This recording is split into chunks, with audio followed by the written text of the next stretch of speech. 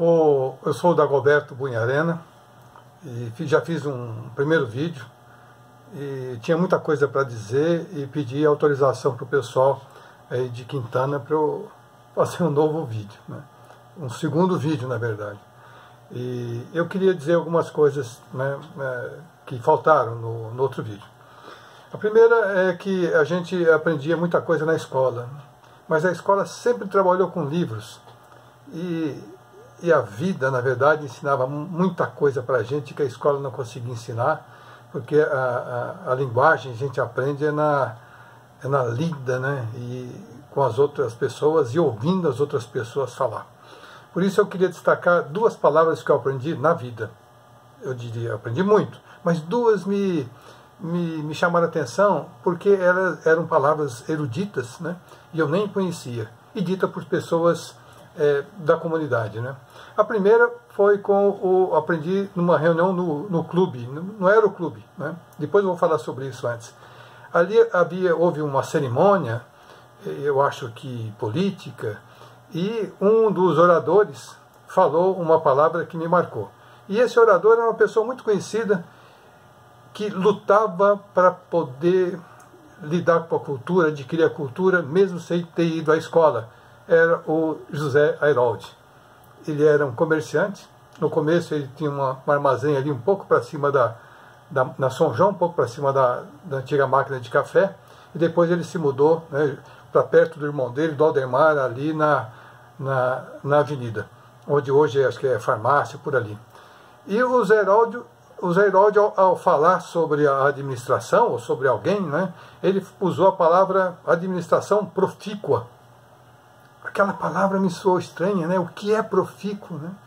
E aí eu fui, né, claro, não fui ao dicionário, mas pensando, né, no jogo das palavras e no contexto, eu consegui compreender o que era profícuo. Uma palavra estranha, mas muito usada na época, até hoje algumas pessoas usam, né? Eu não uso não, né? Mas as pessoas usam para indicar alguma coisa muito eficiente, né? Que deu muito certo, né? E a outra palavra, né? E o José Airoldi é interessante, eu queria falar sobre isso, né? Ele fazia, né? Ele tinha um caderninho embaixo do balcão e quando a gente garoto ia lá comprar as coisas, ele retirava o caderno e mostrava. Para mim ele mostrou algumas vezes, né? Poesias que ele fazia. No intervalo entre uma venda e outra, o José Airoldi fazia poesias e lia as poesias para a gente. Para mim isso era fantástico, né? Um homem comerciante preocupado com a arte ali, né? na sua lida diária. E foi um grande homem. Uma outra palavra, né, eu aprendi com o João Cristino. O João Cristino era poceiro, fazia poços. Essa era a profissão dele. Andava de calças arregaçadas, sujo de barro, fazendo poço. Mas ele também cuidava da arte popular. O filho dele tocava na banda, ele mesmo tocava, né? Usava instrumentos. E ele organizava alguns bailes, eu acho, lá no Salão Branco. O Salão Branco era realmente um salãozinho branco, né? É um salãozinho onde as pessoas se reuniam para fazer festinhas de casamento e coisas assim. Eu acho que era uma festa de casamento, um baile, não sei, né? Mas eu era pequeno, então não era tarde da noite não, né? Era no começo da noite, talvez, ou durante o dia. E eu me lembro que ele mandou parar a música. E aí parou a música e ele disse assim, gritou em alto e bom tom, né, bom som, né? Ele disse assim: ora, gente, eu quero respeito nesse recinto. E eu escutei, recinto, o que é recinto, né? Novamente eu olhei para os lados, né, e entendi que ele estava se referindo ao Salão Branco como recinto. Ali eu aprendi a palavra recinto. Não uso hoje. Profícuo e recinto são palavras envelhecidas, né? Mas naquele momento, para mim, soaram como palavras cultas, né? Eruditas, ditas por pessoas da minha comunidade. Entre eles, o João Cristino, né? Havia outro lugar de cultura também, mais sofisticado, que era uma biblioteca parada, imóvel, dentro da Câmara Municipal. Ninguém entrava ali para pegar um livro. Eu descobri, não é? E aos 16, já 17 anos, eu ia lá até a prefeitura, falava com o seu manezinho barbeiro, que era apenas tesoureiro da prefeitura. E ele me autorizava a entrar na biblioteca da Câmara. E ali eu escolhia livros de literatura para ler. Peguei muitos livros ali, o seu manezinho marcava num papelzinho os livros que eu tinha tirado, e eu voltava lá para devolver. Então o seu manezinho foi o meu bibliotecário em Quintana. E ele era apenas o tesoureiro da prefeitura, mas fazia isso com prazer. E eu tirava os livros e devolvia lá os livros, e eu olhava aquelas imensas coleções de história, né?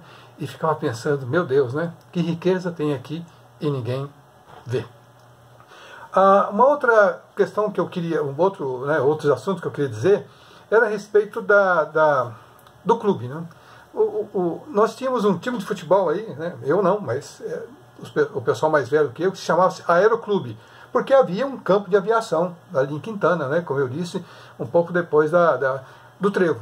E havia um time, então, chamado Aeroclube, que depois, né, deu origem a um clube, né? Aquele clube que tem ali chamado Aeroclube. Meu pai até ajudou a construir, né? Aquele primeiro clube ali. E ali nós pensávamos, né, durante a construção, né, sonhávamos com uma piscina. Eu acho que a piscina nunca foi construída em nossa época, foi construída muito depois, quando eu já tinha saído de Quintana. Nós todos, né, os meus amigos, tínhamos saído de Quintana. Mas a gente sonhava com uma piscina como se fosse a melhor coisa do mundo para enfrentar aqueles dias de calor. Mas nós tínhamos uma saída para isso, né? Durante o período de calor, quando havia um professor faltava, e frequentemente alguém faltava na escola, né, lá no Sommerhauser, né? Isso já na época do ginásio, com 13, 14, 15 anos. E a gente torcia, né, para alguém faltar. E frequentemente, toda semana, alguém faltava. Então a gente já dizia, olha, fulano faltou hoje, vamos sair às 3 horas da tarde, 3h30. E aí a gente voltava para casa correndo e já dizia para as mães, né, vou para o Corguinho. As mães sabiam. É interessante, as mães autorizavam. A gente saía, mas dizia para onde ia. E elas falavam, tudo bem. Elas só diziam, né, avise. Né? E a gente avisava e saía. Ia para o Corguinho ali, passando pela Santa Amélia, correndo das barcas, saltando do arame farpado. A gente descia, porque Quintana só desce, né? Quando a gente vai, só tem que descer. Descia a Pirambeira, ia montar os tanquinhos nos Corguinhos ali embaixo, entre a Santa Amélia e a Serrinha. Foi ali que eu aprendi a nadar. Ali que nós todos nadávamos. Ali era a nossa piscina de verão, que não existia na cidade, né? Era uma maravilha, uma coisa saudável, e nós nos divertíamos, tomávamos cuidado, voltávamos para casa direitinho, e as nossas mães sempre deixavam.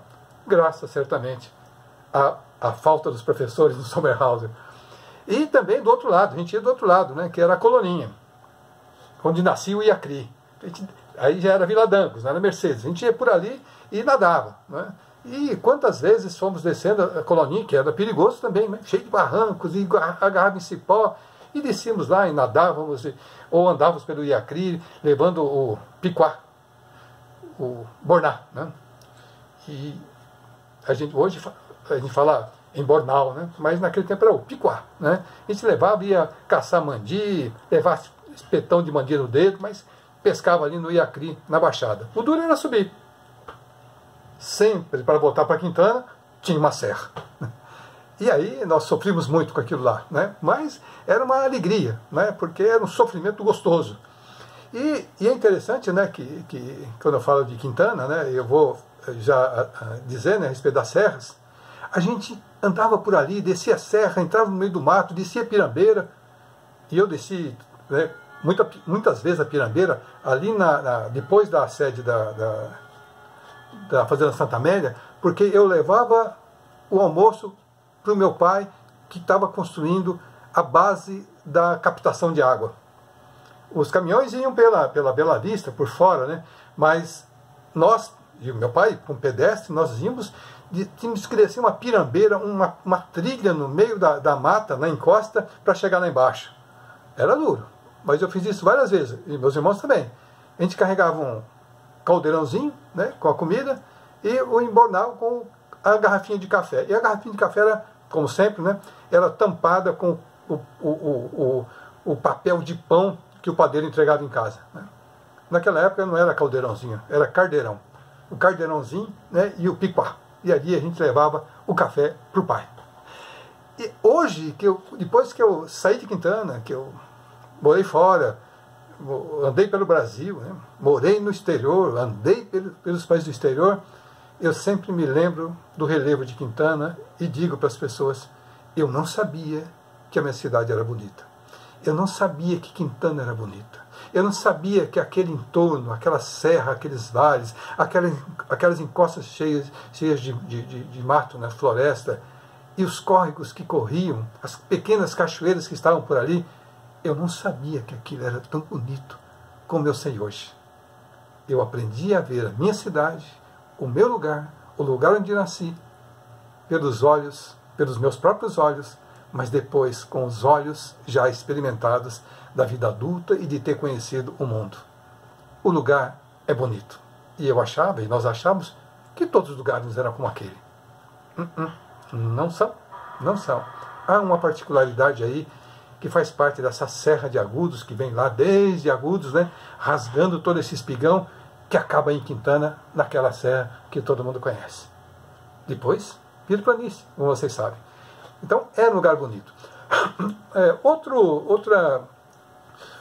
Outra coisa que eu queria destacar, não é, são as gincanas. Eu não me lembro se havia muitas, mas havia o aniversário de Quintana, era comemorado, mas não era em 30 de novembro, não. Era uma data lá no começo do ano, eu não sei quando. Mas não era, eu não sei se era 1º de novembro, ou 1º de janeiro, depois mudaram para 30, qualquer coisa assim. E aí 30 de novembro, né? E aí eu me lembro de uma gincana que tinha corrida de pedestre, corrida de bicicleta e corrida de charrete. É interessante, mas eu me lembro mais da corrida, de um dia da corrida de bicicleta. O meu irmão mais velho se preparou, nós tínhamos uma bicicleta Philips inglesa que meu pai tinha comprado em 1950, né? E foi com ela que eu andei a minha vida toda até sair de Quintana e até ela ficar velha lá encostada e minha mãe vendeu, né? Vendeu não, deu para alguém. E ali, essa bicicleta, né? E meu irmão tirou o suporte, né, que é a garupa, tirou o paralama, deixou ela mais leve. Mas leve que jeito, uma bicicleta pesada, né? Mas sem chance, mas ele ia tentar. Lubrificou a bicicleta e aí deram a largada. A largada, eu acho que era um tiro para cima, né? Não me lembro bem, mas acho que era um tiro para cima. E aí deram a largada, o meu irmão, né, todo mundo, né, empurra a bicicleta, né, e voa como se fosse trepar no cavalo, né, montar no cavalo. E ele pulou em cima da bicicleta e deu 3 pedaladas. A corrente escapou. Eu fiquei frustrado. Ele também, né? Eu olhei para ele. Caramba, na saída morreu. Não teve jeito. Não deu corrida. Mas a de charrete começou lá, né? E todo mundo tinha o seu charreteiro favorito. É interessante que havia um ponto de charrete e também, junto com o ponto do táxi, né? O táxi naquela época chamava-se carro de praça. E era um pé de bode, né? Um carro antigo dirigido pelo Eurípides de Cury. E ali ficava onde é agora a loja, acho que do Irano, ali, de calçados ali, naquela esquina ali, né? Em frente ao Zan ali. Ali era tudo limpo e ali era o ponto de charretes. E tinha charreteiro em Quintana também, ponto de charrete lá. Então todo mundo se juntou e aqueles que quiseram participar da corrida iam participar. Hoje eu olho para aquilo, eu me lembro como se fosse uma corrida de biga romana. Para quem viu o filme, né, romano e corrida de bigas, né, dentro da arena, porque era isso, charretes, 2 rodas correndo. E é interessante, cada um tinha o seu cavalo, né, uns pangarés, outros mais ligeiros.